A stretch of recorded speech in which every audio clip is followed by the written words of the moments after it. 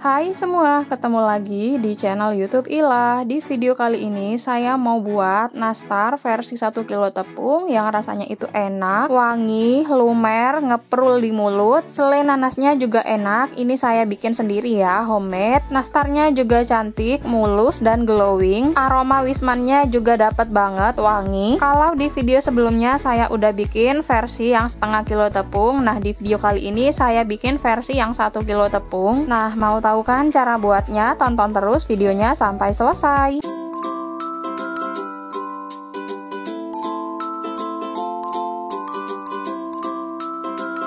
Saya udah siapkan nanas, ini udah dipotong-potong dan udah saya cuci bersih, beratnya 1800 gram. Untuk menghemat waktu, ini nanasnya akan saya blender atau saya chopper kasar ya. Tapi kalau teman-teman mau diparut, itu juga boleh. Di sini mata nanasnya nggak saya buang ya, ini saya recook dari resepnya Chef Yongki. Di resep kali ini, selain nanasnya itu berbeda ya dengan resep-resep teman-teman yang lain. Kenapa berbeda? Karena di resep ini mata nanasnya itu nggak dibuang ya. Jadi di dalam mata nanas ini mengandung suatu zat yang fungsinya itu sebagai pengawet agar selai nanasnya itu lebih tahan lama, awet dan tidak mudah berjamur ya. Asalkan kalian mencuci nanasnya itu benar-benar bersih ya. Bahkan selai nanas ini akan awet hingga berbulan-bulan. Oke, langsung aja ini saya blender kasar ya.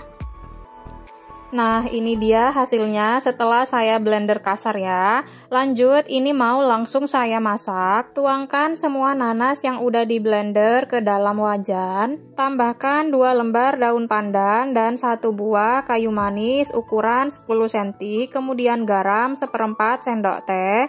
Ini diaduk rata dulu ya. Kemudian ini kita tunggu sampai airnya itu menyusut dan sambil juga diaduk-aduk ya. Kalau airnya sudah menyusut seperti ini, kemudian tambahkan gula pasir 200 gram.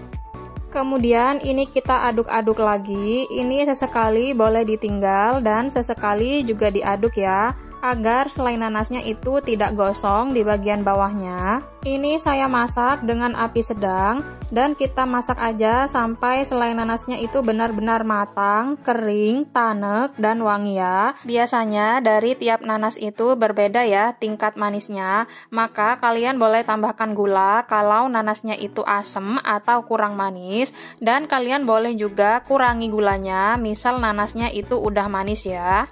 Nah, ini nanasnya udah cukup kering, tanek, dan matang ya.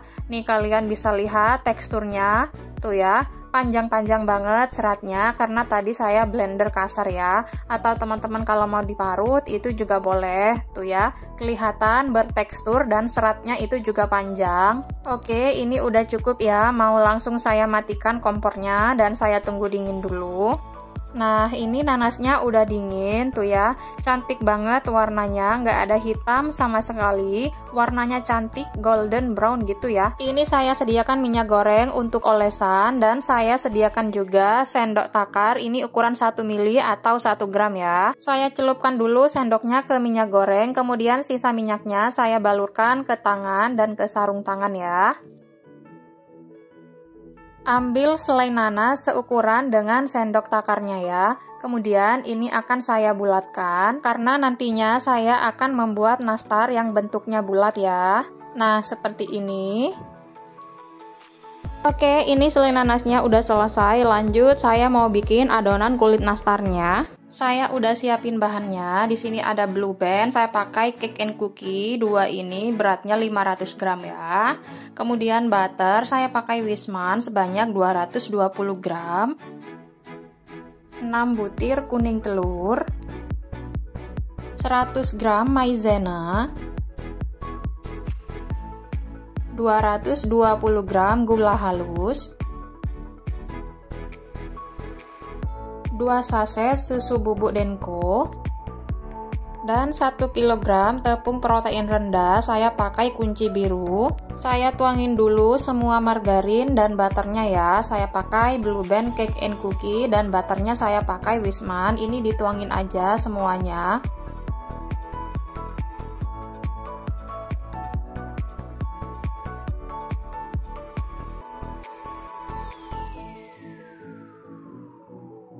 Tambahkan gula halus, tapi sebelumnya ini mau saya ayak dulu ya, agar tidak ada gula yang bergerindil.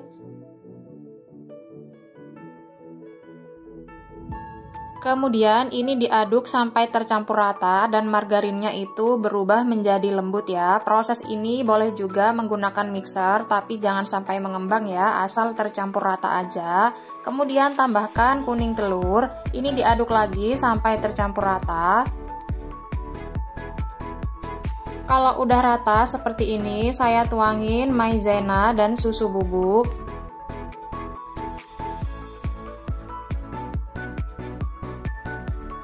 Diaduk lagi sampai tercampur rata. Kemudian tuangkan semua tepungnya sampai habis.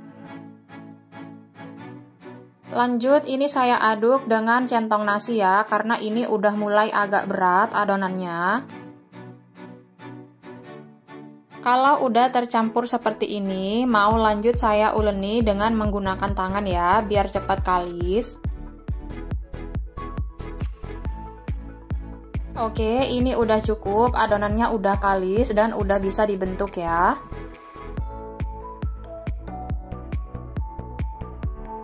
Untuk adonannya saya bagi menjadi dua bagian ya, karena saya akan membuat nastar klasik dan nastar keju. Lebih banyak adonan yang nastar keju ya, kalau ditimbang beratnya 1200 gram. Dan ini saya tutup dulu yang untuk nastar keju dan mau saya masukkan ke dalam kulkas. Saya akan siapkan dulu sendok takarnya ya. Nah, ini yang 1 mili untuk selai nanasnya, dan yang untuk adonan kulitnya saya pakai yang ukuran 5 mili ya, ini yang warna biru. Kemudian ini langsung aja kita bentuk dan kita beri isian. Ambil adonan seukuran dengan sendok takarnya, kemudian ini dibulatkan dulu baru dipipihkan. Setelah dipipihkan seperti ini, kemudian kita beri selainya, kemudian kita tutup, rapatkan, kemudian bulatkan hingga padat dan mulus ya. Nah, seperti ini ya. Kemudian lakukan cara yang sama sampai semuanya habis dan selesai.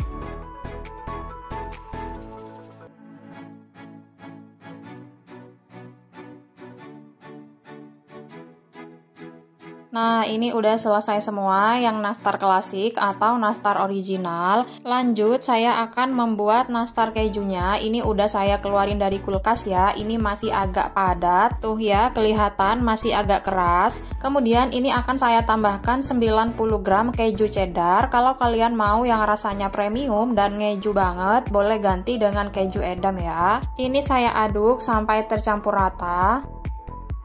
Agar lebih cepat tercampur rata, lanjut saya uleni menggunakan tangan bersih ya. Tujuan adonan saya simpan di dalam kulkas agar adonannya itu tetap terjaga kelembapannya dan tidak mudah kering. Nah, ini udah cukup, udah tercampur rata. Tuh ya, kelihatan ini adonannya udah lembek, udah suhu ruang kembali. Lanjut, ini kita bentuk dan beri isian, caranya sama ya dengan yang di awal tadi.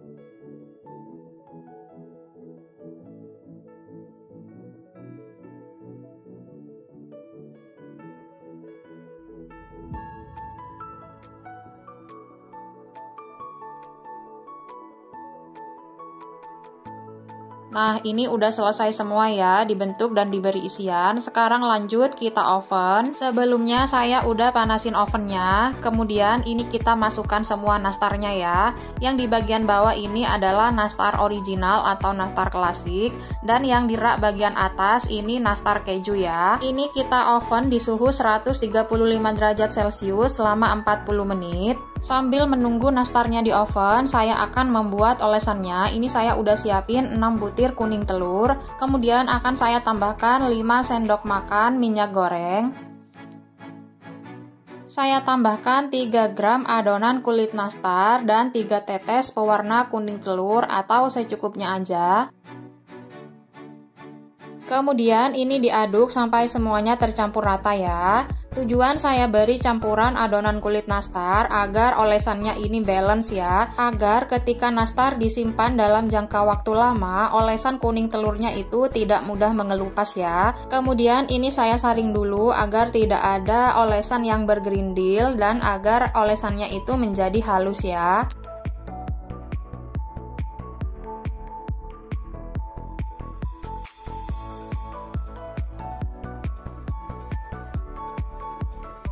Nah, ini udah siap untuk kita pakai. 20 menit kemudian ini akan saya oper dulu ya. Rak atas saya pindah ke bawah dan rak bawah saya pindah ke atas.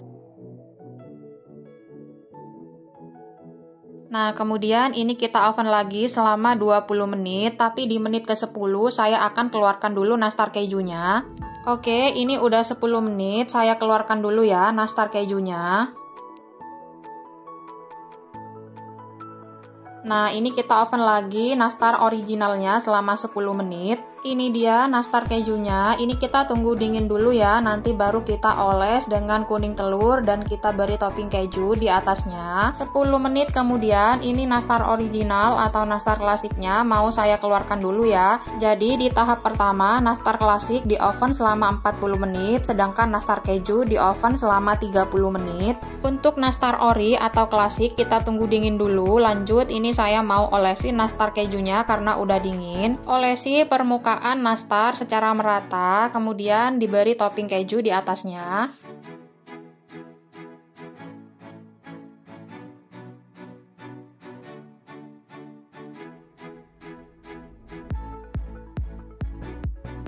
Nah, ini dia hasilnya setelah dioles semua dan diberi topping keju. Sekarang ini mau saya oven duluan ya. Kita oven lagi di suhu yang sama 135 derajat Celcius selama 25 menit. Ini saya taruh di rak bagian atas. Lanjut saya akan mengolesi nastar klasik atau nastar originalnya karena ini udah dingin. Olesi semua permukaan nastar secara merata.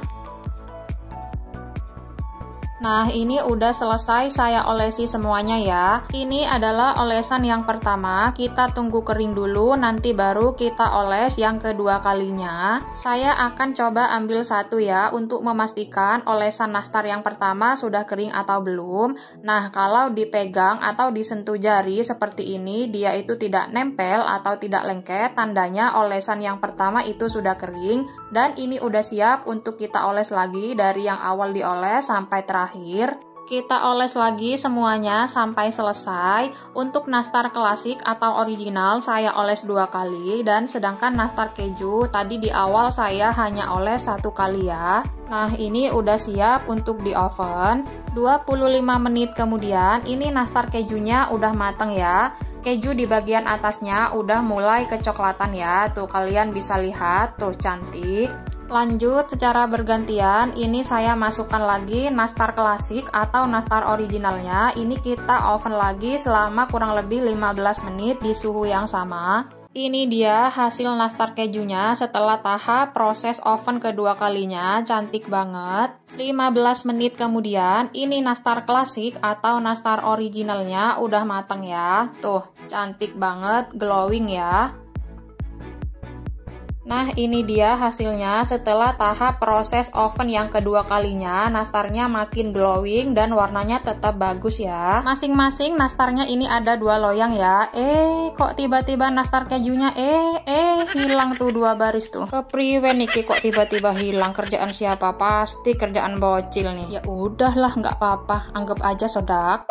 Untuk nastar kejunya karena udah matang duluan dan juga udah dingin, ini udah saya kemas ke dalam toples ya. Dan untuk nastar klasiknya atau original tadi saya pindahin ke cooling rack ya agar cepat dingin. Tuh, coba deh kalian lihat tuh. Glowing banget ya, mulus-mulus, gemoy dan menul. Lanjut yuk, ini sekarang mau saya kemas juga ke dalam toples. Tapi sebelum saya kemas ke dalam toples, saya mau kasih tahu dulu ke teman-teman semuanya bagaimana bentuknya, rupanya, dan teksturnya ya. Tuh, di bagian bawahnya kalian bisa lihat sendiri warnanya tetap soft ya. Bagian atasnya cantik dan mulus. Sekarang akan saya coba tekan dan saya belah.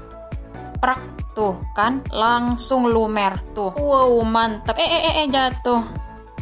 Jatuh lagi. Ini pasti gara-gara kalian pada ngiler nih. Tuh, selainya menggoda banget ya. Saya cobain dulu, bismillah. Yummy banget, enak. Ini saya isi semua nastarnya ke dalam toples. Oke, udah selesai semuanya. Tuh, cantik ya kalau udah dikemas ke dalam toples seperti ini. Saya coba jejer lebih dekat seperti ini agar bisa lihat perbedaannya ya. Untuk nastar kejunya saya oles 1 kali, hasilnya tetap cantik dan glowing. Dari satu resep ini menghasilkan nastar sebanyak 5 toples, tapi karena tadi kecolongan bocil-bocil, akhirnya jadi 4 toples aja dan juga ada lebihannya. Sekarang saya akan pasang stikernya. Sebelumnya ini saya buka dulu perekatnya. Untuk barcode-nya ini nggak saya buang ya, karena itu akan mengotori dan juga ini akan ketindihan oleh stiker di atasnya.